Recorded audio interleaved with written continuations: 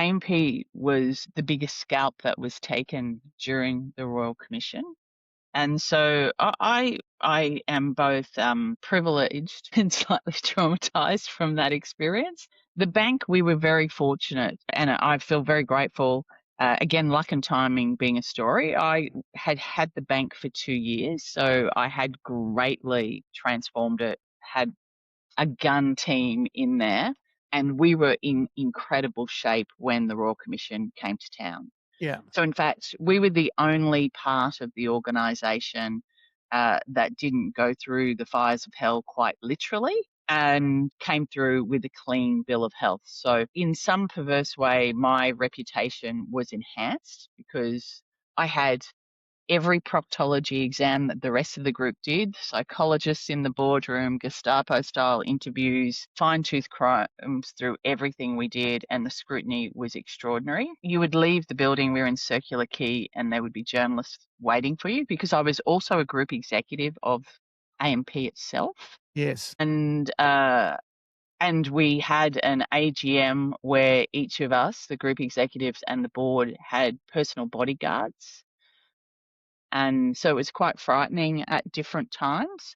But I learnt a ton. Like, I always thought I was a good leader because people were always so important to me. I mean, ultimately, I'm the youngest of 6 children, so I kind of think in groups of people. Don't Mhm. really think as a standalone human being. And I always liked to think that I was a good leader, but I really worked out what good leadership was in that and how to look at a team of people and say to them, look, this is not good. This is terrible. And you've been proud of your job and your work to date. And now you go home and you look at the people that you love the most and they are saying to you, what have you been doing? Oh my god. With shame and guilt. And so you face these people and you go, okay, like, we are here now. What we do next is what we will be remembered for, and we want to be proud. And so that all goes straight back to what we do for the customers. The bank was extraordinary during this time. Such a contradiction. We had just done a whole heap of straight through processing. We had digitized, we'd worked on the customer experience. The offer was great. As I said, I had just a shit hot team.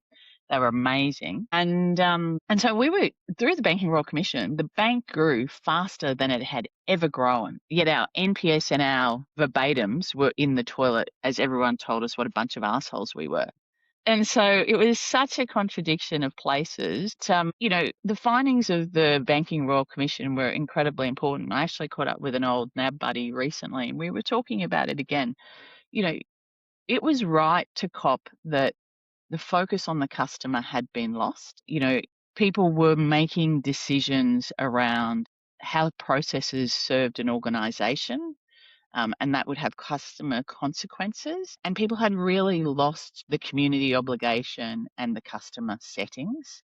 And so I do think it was an important moment for some medicine to be taken. I don't like how that rolled. I firmly believe that a lot of the scalps were not the right scalps. The industry did need to be put back in touch with customers and the needs of customers and the noble purpose. I used to think about this all the time with AMP. I mean, it's in the name. It's Australia's mutual provident Mm. AMP. And you go, like, something was lost in that.